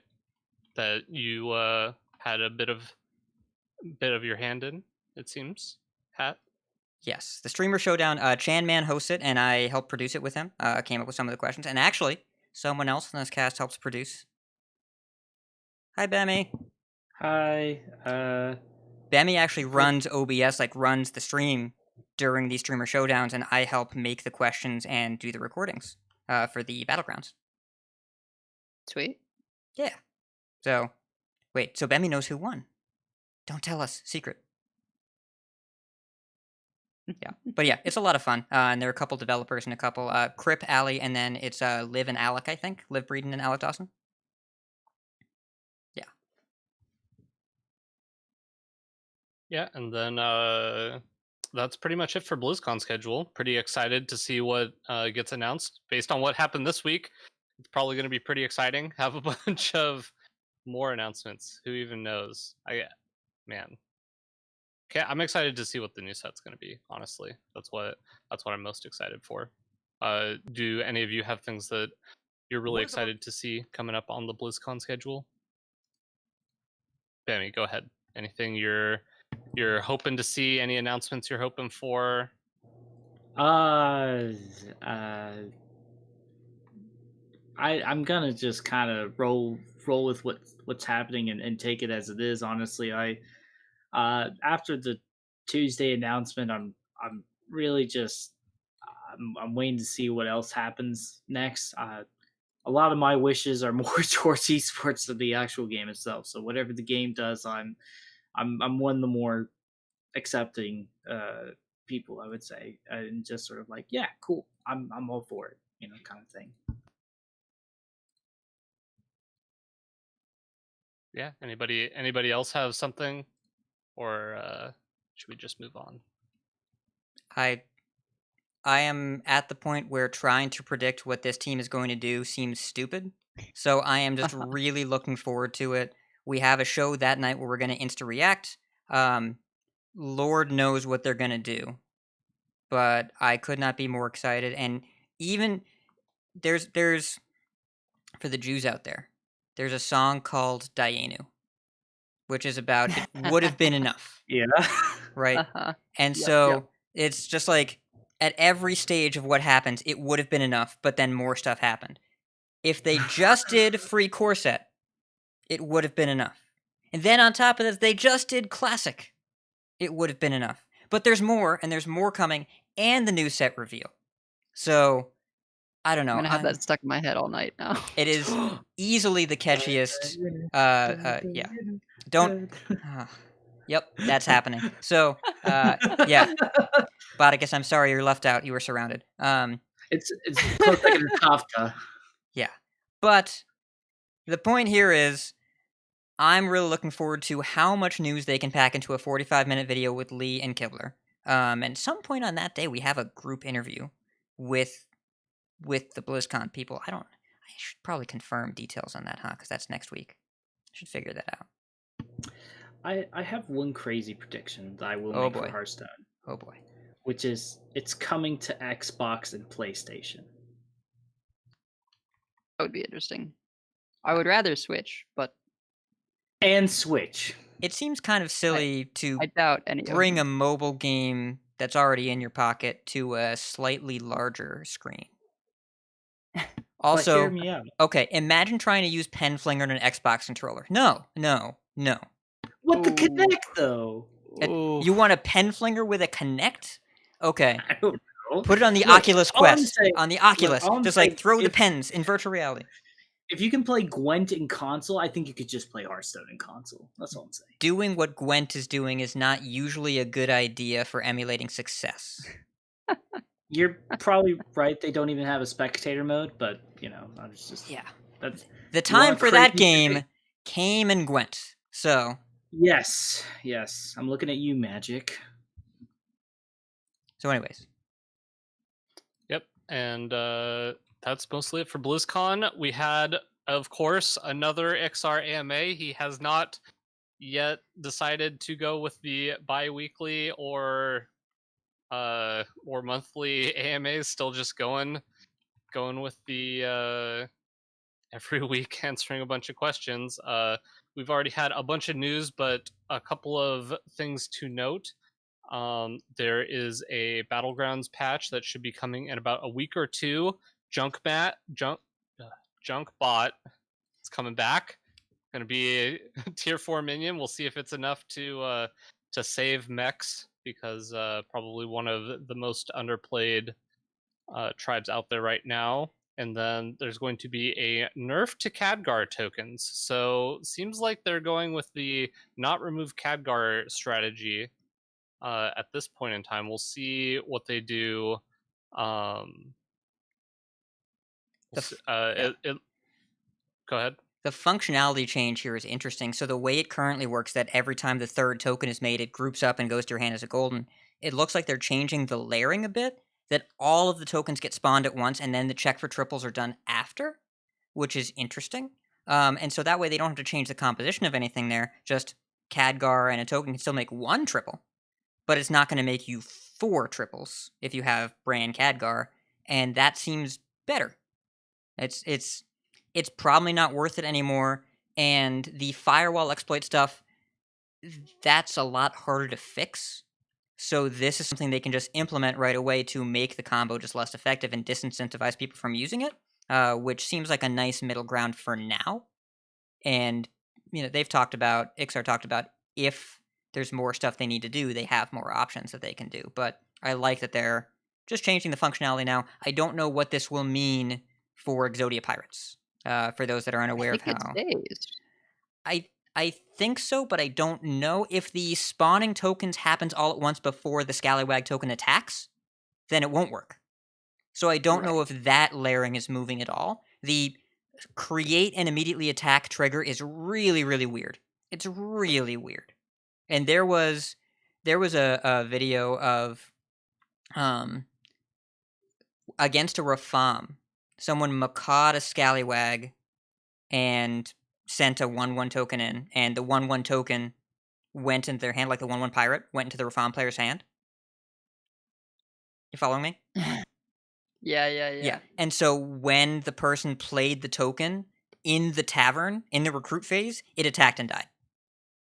It hit him and attacked and died in the That's tavern. so great. Yeah, it's really weird. Oh, It's really, really that's weird. sweet. But so because the trigger is baked into the token, I don't know if that changes, but it might. We don't know. It's interesting because I believe, or at least it seems like the way it works when it happens in game is most of the time it spawns 2 tokens and then the tokens attack, and then it spawns 2 more tokens and the tokens attack, and then it spawns 2 more tokens and the tokens attack. So based on if it still works that way, the combo should still be fine. But that's interesting. And then there's a note here which I'm gonna need Hat to clarify because I don't fully understand what it's saying. Upgrading cards to golden is something they're starting to work on. What does that mean? In your collection. Transforming regular cards to golden cards is a feature they're starting to actively work on. Oh, interesting. Yeah. So remember how we talked about crafting hero portraits and crafting card backs? It looks like this is part of the focus on cosmetics of some way to upgrade your non-golden cards to golden. He said that's something they're starting to actively work on. Okay, that makes a lot more sense. Huh? Like apart from dust cost, or So right now, if you want a golden card, you craft it and then you dust the original, right? Like there's no conversion. You just make one and get rid of one, or just make one separately. But there's going to be an upgrade path. There's going to be a way to take a regular card and turn it into the golden version of the same card. We don't know how yet, but it's something they're working on. See, we were just talking about Battlegrounds where they have golden cards and making cards into golden. And so in my head, I was just like, oh, are they going to come out with a golden mechanic in Hearthstone? But that doesn't work because if you play with golden cards, you can't like re-golden a card. But I always thought it'd be cool to have like a golden version of Bran in actual Hearthstone. Yeah, they're not Some doing way to that. do that. That's not. So in the collection, there's going to be a way Yeah, for you to in the spend collection. some kind of currency to turn a regular card into a gold card at a lower cost than currently you deal with. There are apparently open questions, reading directly from the tweet here, open questions about how it looks in the UI, should you be able to use gold if you want it, and some others. So they are working on crafting cosmetic things, which seems like a little overdue in terms of integrating the game's economy with cosmetics, and something that they started to work on with the new Tavern Pass, and is something that it seems like they're going to continue down that path. And the last big note we have here is that we will finally get a Tauren hero, which I'm excited about. I don't know wonder who which it's going to be. class. Maybe Probably, warrior. I mean, either warrior or hunter, I would guess. Cairn. Maybe Cairn. druid. It would be yeah. it would be warrior Cairn shaman or Bane. warrior shaman Or for sure. Bane. How many heroes do they have that match existing cards? Mm, Do they have any? core heroes, Yeah, well, none. Sylvanas. But are you talking about cosmetic extra portraits? Deathwing, is one of them. Lazul. There are a few of them. They've Yeah, there's quite a few actually. They've So they started- could do Cairn. It's interesting. I was just thinking about that. Yeah, they don't do core heroes as cards. Like remember when Illidan came out, they changed Illidan to Xavius. But Yeah, they that makes do sense. bonus portraits as cards, and actually they did their first one the other way around. Maiev was a portrait before she was a card, but most of the cards were And- cards first and then heroes. Liadrin was a portrait before a card. Yes, you're right. Liadrin too. Yeah. Lazul I think was a card first. Yeah, there have been a few of them, and we know they're going to make a new rogue hero portrait as well. Though it doesn't matter because Dio-chan Valera is my Valera. Yeah. Segue. There's a It's a segue. pretty great one. I'm segueing. Although- The Lunar New Year bundle is out, and the skins are great. They are, but I'm kind of confused as to why there's two of them that you can get on their own, and then the other ones you can get as a mini bundle, or you can get the full thing, Market testing. but you can't get just the Valera skin. It's market testing. They're seeing what works. It's weird. It's strange. I agree that it should be like 1 for 10 or 2 for 15 or 4 for 25. But I don't know. I just bought them all instantly and didn't look back. And Uther has replaced Suranoyo because Uther's WoW emote is that's ridiculous. And it's fantastic. So yeah, make sure it's going to be available for the next 8 days as of this recording up until February 9th. Obviously, you'll have less time when this actually gets posted, but yeah, if you want these sweet hero portraits, make sure you check out the bundle in the shop. Go ahead. You said February 9th? That already happened. 19th. 19th. I meant 19th. If I said 9th, I apologize. But that's a news section. That is Now- a Now we quite go a news into section. our second news section, except it's purple. You ready? Bemmie, you all wound up? Hope you could hear that. I unfortunately could hear you crack your neck, yes. All right, let's keep moving before Bemmie's body makes more sounds. It's the grand tournament.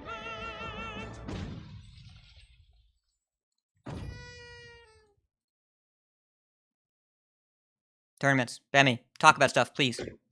All right, hi everybody. Okay, so if you didn't see the announcement that I did, and also just the announcements in general, that DreamHack is doing a new program called the Community Clash, which is basically a thing where they sort of take on organizations like mine, House Rivalries, that produce events for different games. So they have another group that does Star Wars Squadrons, and then another one that does TF2. But the fact that they are letting me do community events for them for Hearthstone is pretty big, because if you didn't see the whole spiel about the HS Esports thing, where basically ESL/DreamHack is sort of starting to run the show. So it's pretty significant that I get to do a lot of the community stuff, because it kind of allows me to potentially link into more of the system and maybe try to add more to About to Pro. We may be also working on confirming Master Tour spots for it, but basically, essentially, the first initiative, and we're hopefully doing this for 3 seasons. This will be a seasonal thing from spring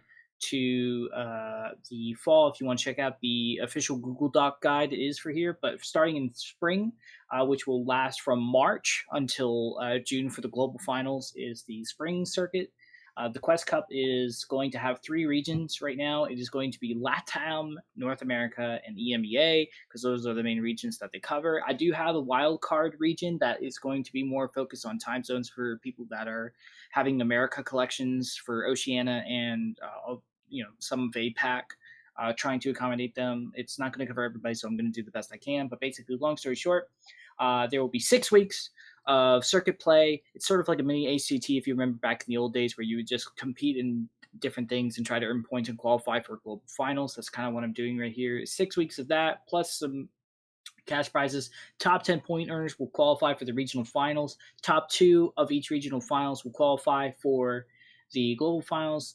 Regional finals each will have a $500 prize pool. The wildcard region, anybody can enter after the regional finals, which is going to be from May 14th to May 16th. If you want to see all the dates specifically, again, you can check the pinned tweet at House Rivalries. And then also on top of that, the global finals will have $2,000, and we're also doing a bunch of other stuff as well. If you remember the mice trophies that I did for HR Masters a while back, we're doing those for DreamHack as well, which is really exciting. So you're going to see some sweet black and orange Hearthstone themed mice for trophies and stuff like that. That's going to be really exciting. And then on top of that, we may potentially do Master Tour spots. We're still discussing that, but basically, the goal of it is to just add more. There's about basically going to be roughly about almost, if we say for each season, about maybe close to 15 grand collectively around the ecosystem. And then on top of that as well, if that wasn't enough, we're also going to do mid-season between the global finals and the regional finals. I'm also going to be producing a Badass Women of Hearthstone event, so look out for the details on that. I'm going to be discussing details. It might be like a $500 prize pool for an EMEA region and then an Americas region, and just a whole bunch of other stuff. And this spring season is just going to allow me to test, get feedback from the community, do a bunch of stuff with also DreamHack directly, because they're being a big supportive, especially the Kyle and Aaron. They've been huge supporters and huge advocates for letting me do this, so I'm very thankful for them. And this is just going to be just a sort of trial and error, kind of like learning and trying to create a system that is feels like a journey, but also allows people to just kind of feel like they're starting something and sort of have sort of intermediate to entry level, and then also be able to have those developing those esports careers to be able to go up against those who are pros that have yet to enter the scene. So there's like a whole lot to involve, but I'm going to let you read it instead of just sort of going over the whole entire thing. And that's kind of like what we're doing for spring, and then more to come soon. And so this is kind of scaling up the last round of House Rivalries tournament you did, it seems like. And with the paid prize pool, Edelweiss, if I recall, you played in some of these, right? I think the house rivalries thing was mostly other parts of our team, but I did one or two here and there. I think with the group. But Swagoy has been Um, heavily involved. Yeah, Swagoy has Oh, been pretty involved for sure. Yeah. It's just nice to have more stuff to do in the ecosystem. It's the grassroots tournament scene, it's so dominated by open cups, and at least open cups are back now, but for the past 3-4 months we just didn't really have much. And collaborating with DreamHack is obviously huge. Congratulations. And it's Yep. it's laying groundwork as well for when in-person things exist again, which allegedly Hopefully. they will in the future ever.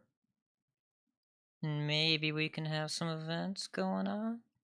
Well, I can't say much, but if you, I think DreamHack announced something that they may attempt, but first things first, vaccines. But yeah, Yes.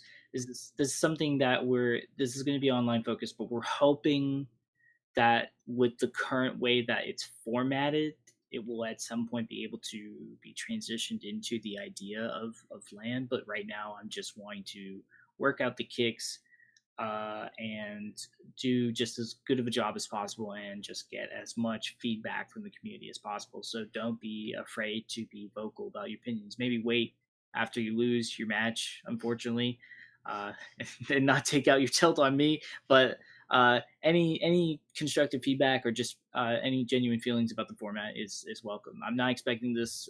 I want to emphasize that this is not going to be perfect the first go around, but I want it to be something where it, HCT, while it wasn't perfect, was a very popular format, and the idea of circuit and just having a journey, which is also hard during quarantine, is something that I really want to try to bring into light. And just like, you're in your bedroom constantly, but now here's a weekly, you're trying to earn points and you're less punished for losing in top 8. Like, we even award points for top 8, so you could consistently place in top 8 and theoretically get top 10 and still qualify for global finals. So it's at least less punishing, is what I'm hoping. Plus, it's best of 5 as opposed to best of 3. Yay. Yeah, Cool. looking forward to it, and the Badass Women of Hearthstone tournament as well.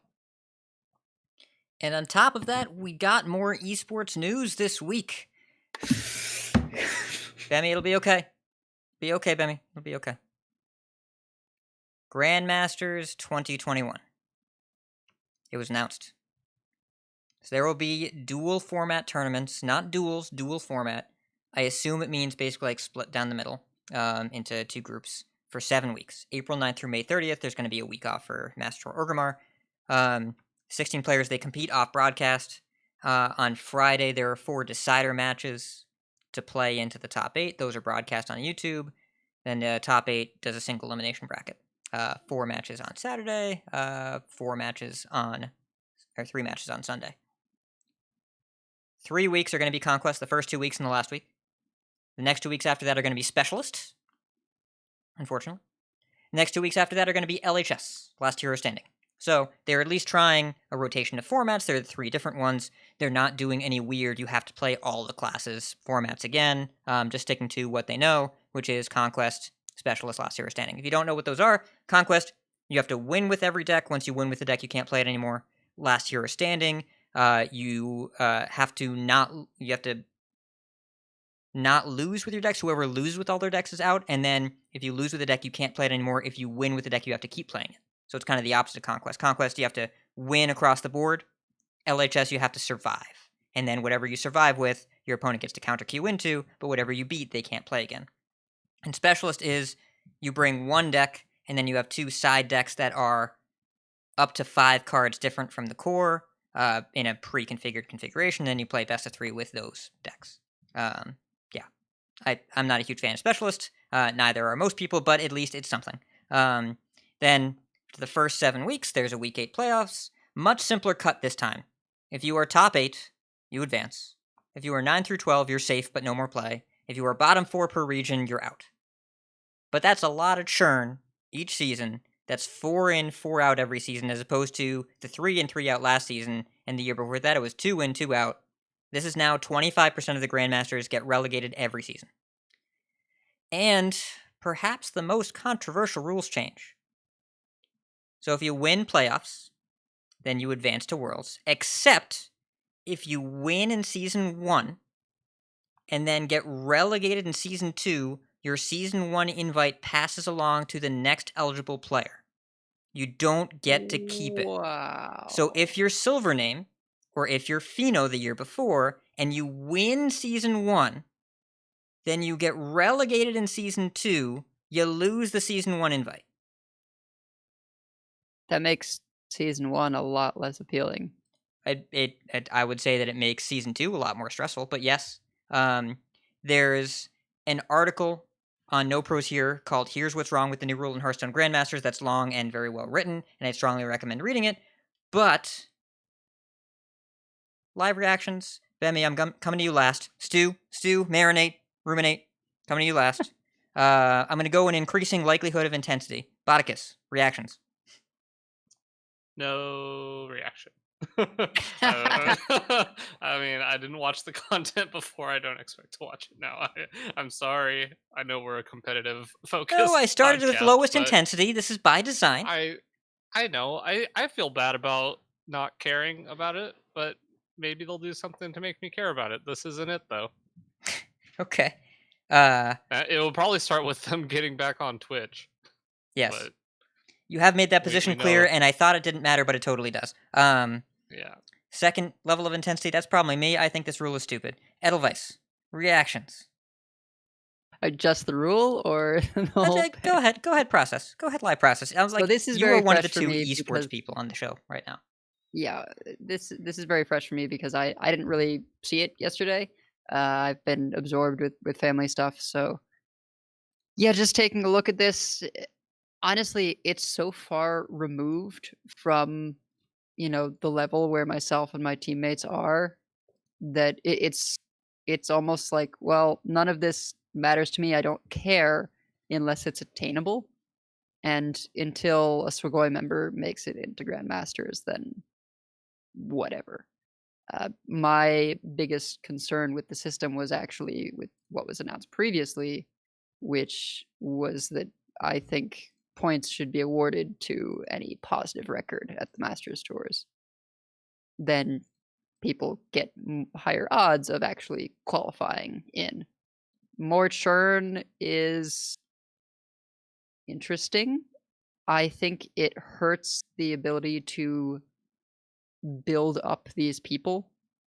It kind of I guess you could think that it adds to people caring because there's more risk, but I feel like it might detract from some people caring because with so much churn, people won't get to know the Grandmasters anymore. That we talked a while back about how the stories that they do for everyone going into Worlds and some of these tournaments, I think like that movie they did on Ant at one point was one of the best like player profile kinds of things they've ever done. And Grandmasters would have an opportunity to really build up these stories, and with 25% churning out every time, that gets a lot more challenging. Yeah, it's the story of people like Rami, I think would be a lot less interesting and well known if they just flunked out after one season. Like people would call them flukes, and then it would be pretty hard to feel good about that as that person, and it would just seems more stressful overall. Not to mention, it's entirely possible to win a Worlds invite and then flunk out and then still be considered a fluke and also not get to go to Worlds. That would just feel so insane. So It's so awful. all right. Particularly with the long path to have a shot at Worlds at this point. Yeah. Like you have to spend almost a year leading up to it to have your shot. And then you think you're going to go, and then bad luck or whatever, some mistakes, and you end up not making it. Season 2 feels that's going to lead to some heartbreak.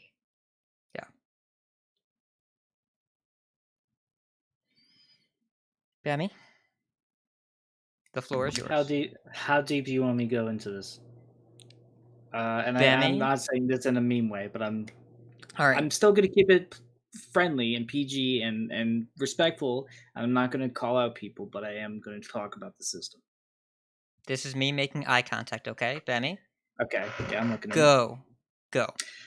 All right, let's talk about this. I think, honestly, the fact of the matter is while I want to talk about the point that Edelweiss mentioned about the marketability of players and just making content around the Grandmasters, they've made zero content about the Grandmasters. I don't want to talk about TJ's stupid skits. They are terrible. All right? They don't teach me anything about the players. They just teach me that they react to really awkward stuff in a very neutral way. All right? That's all I know about them. I couldn't care less. I don't even know much about the world champion except that he won and he's happy about it. Good for him. I couldn't care less. All right? So, if you're going to relegate more people, fine. I'd rather that because the most marketability that is there is that they're friends. We get more viewership from the Master Tours than we do from the Grandmasters because we don't care about the Grandmasters and the Grandmasters couldn't even care less about it. There was less risk of relegation, so we may as well put more pressure on them. The system itself, its beginning of Grandmasters is stupid. It's a terrible system with no accessibility. So the fact is that you have to add more relegation is ridiculous because that means that's the only way to get into it and get into Worlds. I honestly like the idea of the ruling of having you have to stay not relegated to be able to go to Worlds is fine for me because it means that they will have to care more still. And honestly, if you're just going to keep pressuring them, you may as well. All right? It's a bad system to begin with. Mentally, it's not good for you in any beginning with it. Maybe I'm a little more passionate about it because I do have a Grandmaster in the system, Rami, as you mentioned previously. And we also have a bunch of other amazing players that have been close to qualifying. I think for EMEA, the more players that are relegated, the more chances to get the rotation. I think that's kind of the bigger talking point because EU has been the biggest region out of all the three, and it's definitely had the most contention. You have to make more than just the double digits to be able to qualify versus where in Americas, which is the weakest region in my argument, and I feel like LATAM should have had their own GM to begin with, is something where they just, it's you win some money and you bring it back. I mean, it wasn't even that big of a deal that, Just Saying got relegated because he's back in it again because he just won more money. All right. So also on top of that, the fact is that it matters. I like the ruling as well because if you're not going to let people from Master Tours qualify for Worlds at the very least, which I feel like they should have done in the beginning, that would have been nice. But to talk about more of just the rule changings and what's going on with the relegation, I like it because, again, it tells the story more about the people that they care about. There's no popularity contest. Hearthstone players are some of the least marketable esports players in the world. They have zero idea how to market themselves. For God's sakes, Briarthorn had to make a damn Twitter after he became a Grandmaster. He had nothing. He was nobody. All right? He had no social media presence until he finally went into Grandmasters. So, and Hearthstone Esports does jack all. They do nothing. They expect people to be the celebrity presence right out the gate, but it's not that easy. They play video games. Do some damn work about it, all right? If you don't want to do content about it, you should go ahead and just guess. Bemmie, it's going to be okay. It's going to be okay. Okay. I know it's going to be okay. It's going to be all right. I'm going to buy Hearthstone Esports and it'll be fine. But at the end of the day, I like the more relegation and I like the pressure that they're adding because it's the lesser of two evils, I suppose, if you want to be lazy about it. Because if you're not going to make content about the players and tell about the narratives, which is the casters and the Hearthstone Esports team's job, then you may as well just let other people who have friends and following just try to make it a little bit easier for them to go off and get there and finally make something of it. The biggest highlighted story of the entire Grandmaster season of 2020 was Bloodyface. And that was because they came out as transgender, and it was a big momentous occasion because she came out of the closet, and she is a great symbol of positivity in Hearthstone. But it had nothing to do with the gaming. It had nothing to do with their competitive journey, with all due respect. It came with the more self-reflecting and self-improvement journey of being more comfortable with who they are, which is wonderful. But that made it the easiest person to root for in the World Finals, apart from, I guess, Yarla, if you're really into Hearthstone Esports. But even then, that would mean you have to be in the cult following of Hearthstone Esports otherwise. So if you really don't want to make content and you really don't want to put in the work, go ahead and make more relegations. I'd rather 50% of each region get relegated so that way more people got in at a frequent rotation, and maybe we'll see more familiar faces.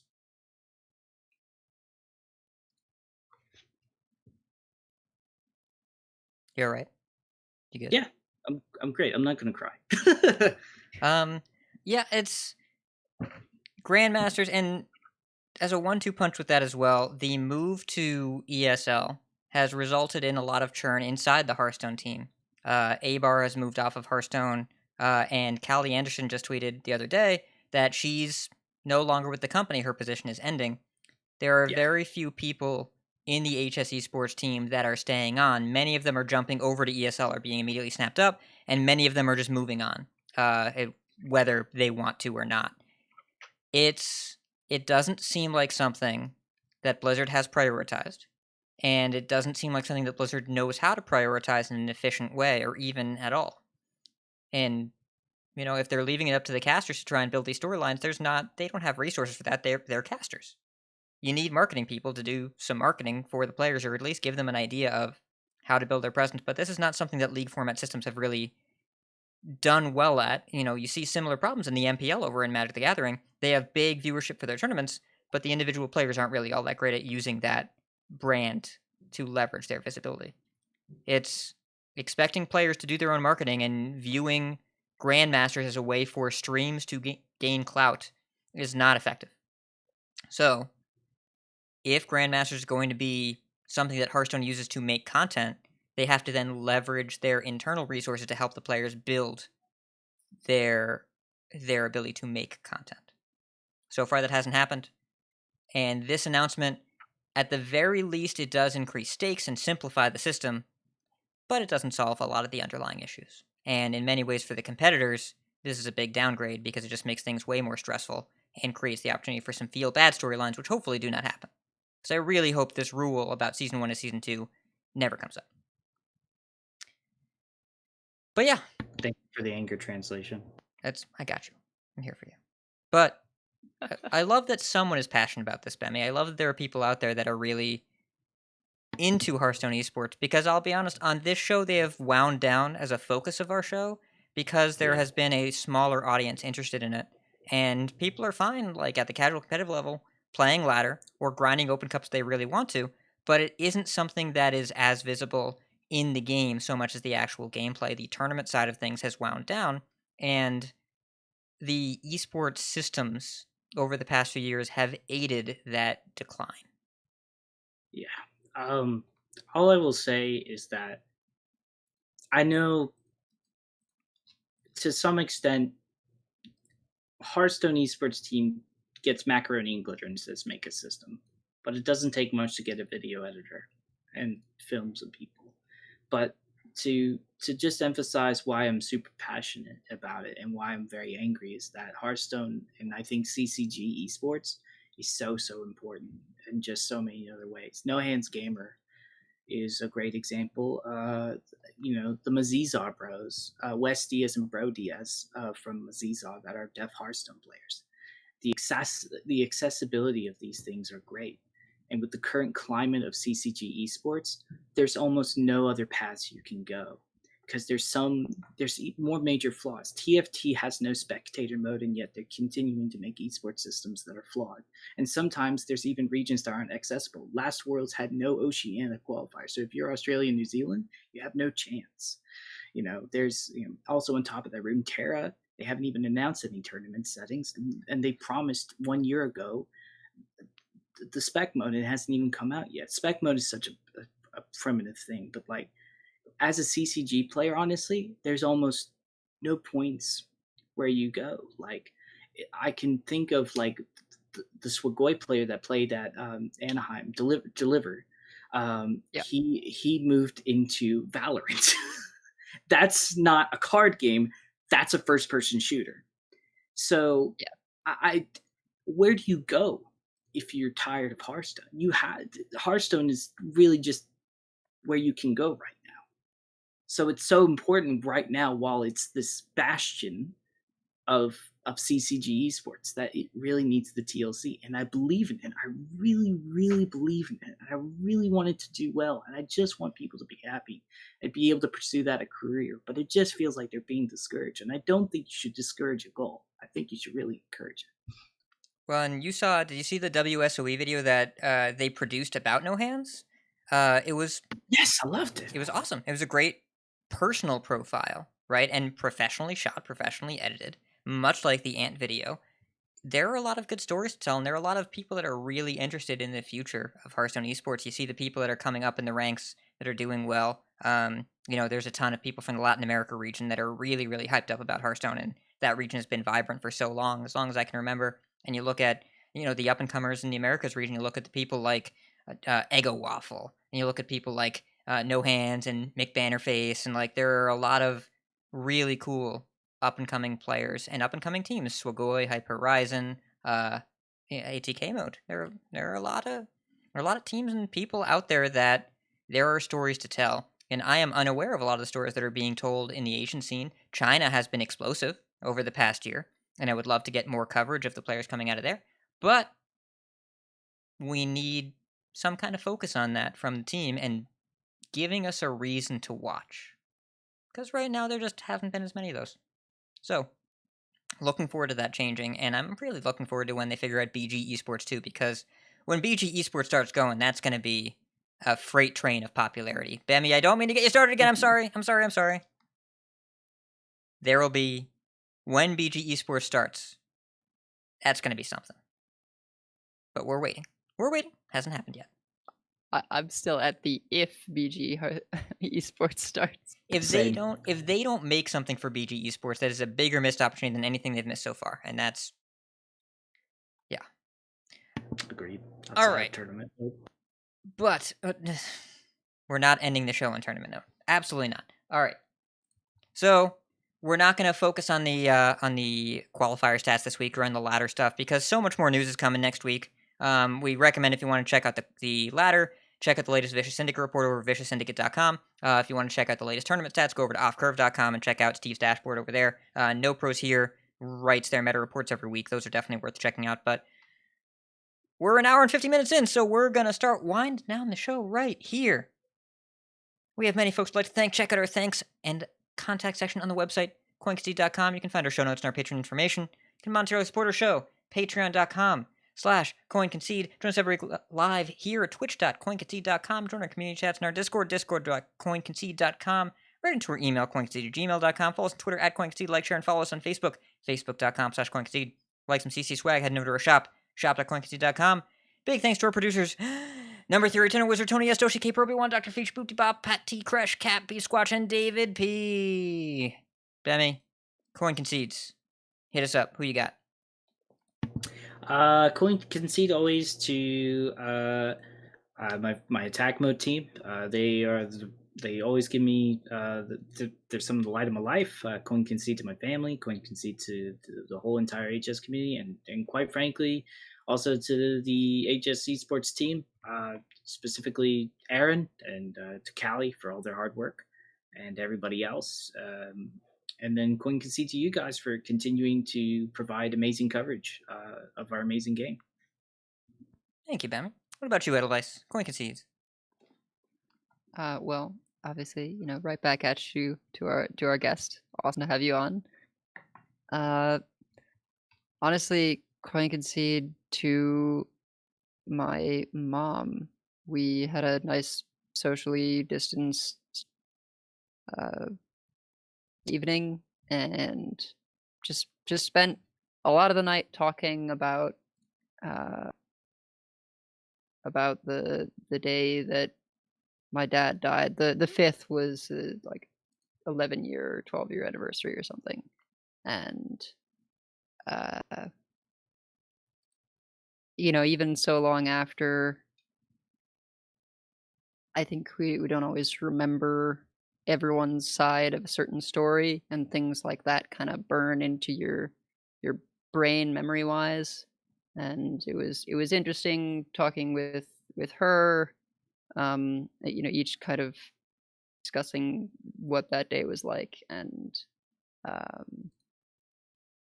her boyfriend also has been through some loss in terms of having lost a son. So I know this is kind of a downer thing, but the up part of it is it's really nice being able to talk with people who have been through some of the same kind of stuff you've been through, and it's very therapeutic, even if it seems grim from the outside. I don't know. Yeah, it's sometimes you need to talk about some real stuff from time to time. That's life. Yeah. Tough anniversary, I am sure, but glad you're able to reflect on it with family. Bonicus, coin concedes. All right, you're gonna make me follow that. All right, I can go if you want. So I'm gonna coin concede to Akali Lake, who had a sweet little tweet about the prize wall hero power for Ticketus, which is a little mini Murloc in a little claw, and it's great. And then Celestalon, who posted a high resolution version of it right after in that thread, and it's just too cute. So it's the that's my coin. That's the art for Claw Machine, by the way. Yep. Yeah, super adorable. Yeah, agree with that. Also, isn't Claw Machine the 6/3 with Rush? It is. Yes. That's Good such card. a weird. It's such a weird picture for a 6/3 with It's Rush. the thing How does holding. that make sense? It's the Murloc plushie. It's the thing holding the Murloc. Yeah, I'm aware of that. It's still a weird thing for it to be a 6/3. That just doesn't make any sense. Its claws hurt, man. I don't know. Yeah, but it's holding the Murloc so gently and cutely. But it's not attacking the Murloc. It's attacking you. What's your coin concede hat? Also, Celestalon for being here and checking out the show, and also for being at the other show I was on this week, the Angry Chicken, which was yesterday, where they invited me on. It's like, yeah, it's gonna be a slow news week. Yeah, wasn't. So yeah, that was a lot of fun, and we talked about a lot of the same stuff, and it's still plenty to talk about. Jocelyn was worried. Hey, are you gonna have enough to say on our show and Coin Concede? And I was like, don't you worry. It'll be fine. I'll have opinions. Also, Coin Concede to Jocelyn and Boticus, because Blizzard finally made them a mode where there's no Demon Hunter. Did you not realize that, Boticus? Classic has no Demon Hunter. Do you ever want to escape? Yeah. I mean, I did beat a combo Demon Hunter earlier because they played the demon into my snipe, which killed it. That deals double damage, and then they played a spell with their combo guy in play, and that got killed by the other secret. So they tried to combo me, and they got pressure plated too. Yeah, they got pressure plated. So that's enjoyable. We win those. Yeah, it was pretty great. Also, Coin Concede to Nicolina for being on our Battlegrounds episode, which will be on your feed before this one is. And Coin Concede to Bach for life. You made it, buddy.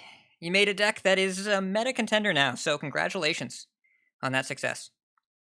And also thank you to Wash No One Wick Good for the raids, Mr. Bungalow for the sub, Stowley J6288 for the sub, Music and Food Guy for the sub, and Doge for the 11 gifted subs today, because he's a crazy person. Thanks, Doge. Yeah. So, keep calm and get ready for BlizzCon hype. And if you see us in the ladder, Coin Concede. Coin Concede. Coin Concede. Coin Concede. Yeah, that'll work. That'll be fine. Yes. All right. Thank you, live audience. Appreciate you coming out. We will see you not next Thursday, but next Friday for BlizzConline. Bye. Bye.